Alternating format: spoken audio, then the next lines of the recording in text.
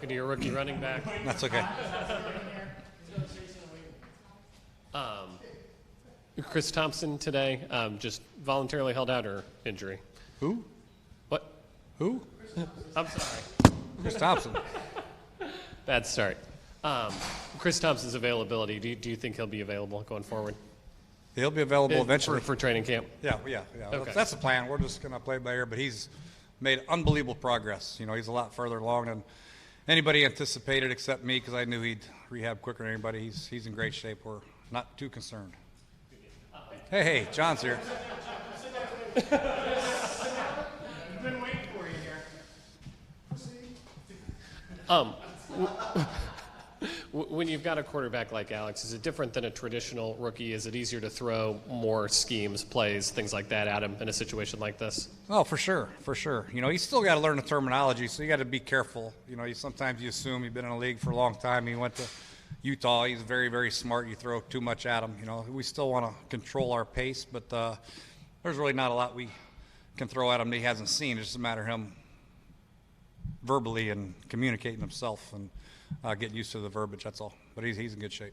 How much will it help a guy like Jamison to have Paul and Josh being able to clear out maybe a little bit more than you could last year? That'll help out. I mean, it helps out the entire offense, quite frankly. So that'll help out Jamison. It'll help out, obviously, Jordan when he gets back and Vernon and the rest of the guys in there. But and then those guys will help out, quite frankly, they'll help out Paul. So they all work hand in hand. He had so many of the hamstring issues last year. How does he look to you just throughout the spring? Paul? I'm Jamison. Jamison? Yeah. Okay. He looks great. No issues whatsoever. Very precise in what he's doing. Strong hands as usual. Plays a lot bigger in his size, and no issues as far as health is concerned. You haven't had a fullback on the roster the last full years. Saw you use the number 38 in the I formation there a lot in the goal line. Is that something you're thinking about? You know, bringing back a fullback onto the 53? Could be, yeah. We'll continue to look at Elijah and see how he does. You know, we got. It's good for our defense also to see some reps with, teams with the fullback. So we're giving them a good look at lead plays and power plays and all that stuff, so they can prepare for it. And it's also a chance for Elijah to make the team and whether or not we need a fullback or not. Preston Smith's a guy Preston Smith, he's had some really good games here. He's had some bad games here. What is it about him that you want him to do to build that consistency in, week out? I don't know if he's had any bad games, so to speak. Maybe statistically they weren't the greatest, but for the most part, I think Preston's been pretty productive. And he's still a young football player, but we expect big things from him going into year 4 now, and it's a big year for him, obviously. So I think from a progression standpoint, from his weight and his body and his muscle mass, his instincts as far as on the field, I think he's just getting better and better. I really think he's got a chance to be a dynamic outside linebacker in a National Football League for years to come, and he's on the right path, and I think he can get better and better. Josh Clemens getting a lot of reps in Zach Brown's place in OTAs. What do you think of his development as a guy that was a borderline roster guy now and where he's going? Yeah, that's what we're doing. We're developing him. You know, and he got some quality reps last year in some critical situations in games, which is good, mainly in dime situations. And now he's getting more in base, first, second down. So it's good to see him in that role. You know, he came in, he's a tall, gangly linebacker, worried about some of the inside run stuff, some of the lead plays with the fullback and all that stuff, but he's handled it quite well. And he's a guy that can really run, and having Jonathan and obviously Duran and Ziggy and Matt Ioannidis in the middle to take the linemen off for the linebackers, I think you can have a lighter linebacker. He can be free to roam sideline to sideline. So Josh has taken advantage of his reps, and will have to continue to do so come training camp. With the injuries last year to the offensive line, that could maybe limit a guy like Samaje just not running in front of like a full strength. When did you feel like you got a good evaluation of him last year, just in the reps that he got? And then what's kind of the next step for him, Samaje? Yeah, in the second year, we expect major strides for all first-year guys. I've said it before. So just understanding pro football, what it's all about in your first year. You know, you have, the 4 preseason games and 16 regular season games is a grind. Mentally, it's all-day football, not like college. We only get 20 hours a week. So I think he understands the grind and our system a lot better. He's more comfortable, and we'll see how much he progresses. Very critical year for a young football player. Coach, the running backs as a group seem like a real tight group. And I know it's early and you guys aren't in pads yet, but Are you starting to see on this field and in the meeting rooms where collectively as a group they are elevating that part of your offense? Yes, very much so. And Chris hasn't been a part of any of that, but watching Byron Marshall catch the ball and even Darius catch the ball has been very exciting. Watching Rob Kelly, Samaje run it, Darius run it. They've all done an excellent job, Capri came off a little bit of an injury. He's done a good job.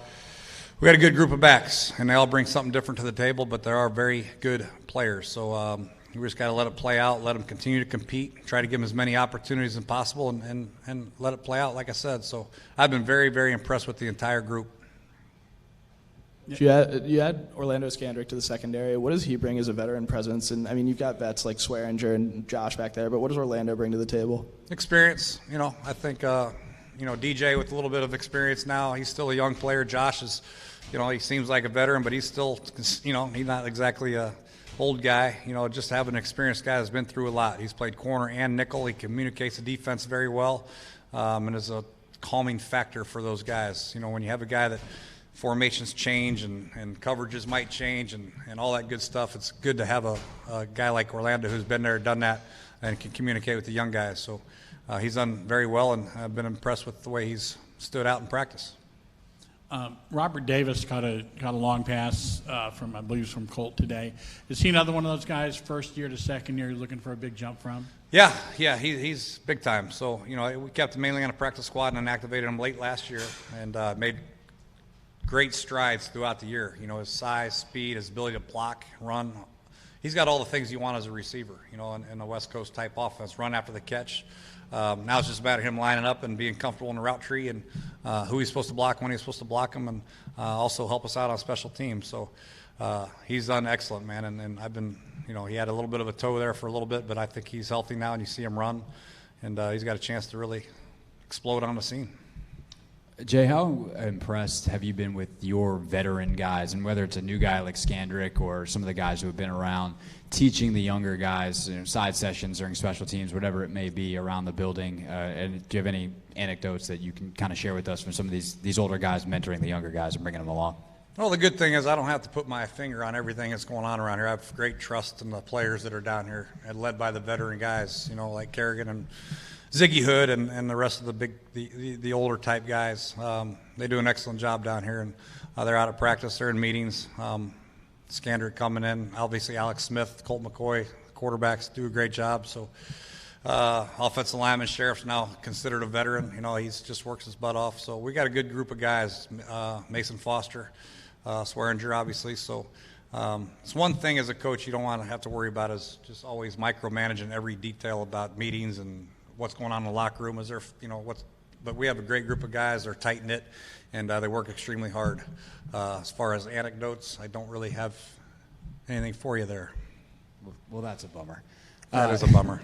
Has that evolved, though, since you've been here? The evolution of not having to feel like, whether it's your own growth as a head coach or just as the guys change, or some of them don't in the room, that you don't have to micromanage, and the culture has evolved since you first started? Yeah, it's evolved, and it goes into your draft and who you're getting as free agents and all that stuff. And sometimes, you have to deal with some issues from time to time, but it's important for the veteran leaders to take them under their wing and try to bring them along the right path. And I feel like we have a good majority rules type thing that are all hard workers and good guys and good football players. Christian's got a lot of snaps with the first team, literally because of the injuries. What have your early impressions of him been, and how valuable is that just scenario for a young guy like that? Yeah, it's not easy for a young guy like that to come in here and play tackle for us with the ones from the get-go. Coach Minuski does a good job of throwing a lot of different fronts and looks at them. He's learning on the fly. Coach Callahan's taken him under his wing and really worked with him, and this experience has been invaluable for him. To me, it's so much better to get an opportunity to go out on the field and actually practice and stand there with your helmet in your hand and watch, so you can make the mistakes, you can correct yourself. It might be your set, it might be too vertical, it might be, whatever it might be. So everything has been a teaching point for him. Every play is something to learn from, running play, pass protection, and I think he's going to become better, faster because of that, because of these opportunities. Trey Quinn stayed about 10 minutes after catching balls. What have you seen from him early on? Maybe your initial impressions, work ethic? Yeah, Trey has come in here, and I haven't heard him talk a whole lot. He's very quiet. He's a quiet assassin, and he just goes out there and is very detailed in his routes. Ike's done a great job with him, and Trey is, when the ball's in the air, he's got strong hands, very friendly, quarterback-friendly target. He can run the option routes. He's learning from Jamison, which is good, but he can also line up in different spots. So Trey is a guy that we're going to rely on being able to play multiple spots, be tough enough in the running game to block safeties from time to time, and he'll do whatever's asked of him. I know that, and then maybe even return some punts. We'll see, but been very impressed with Trey. Thanks, Coach. That it?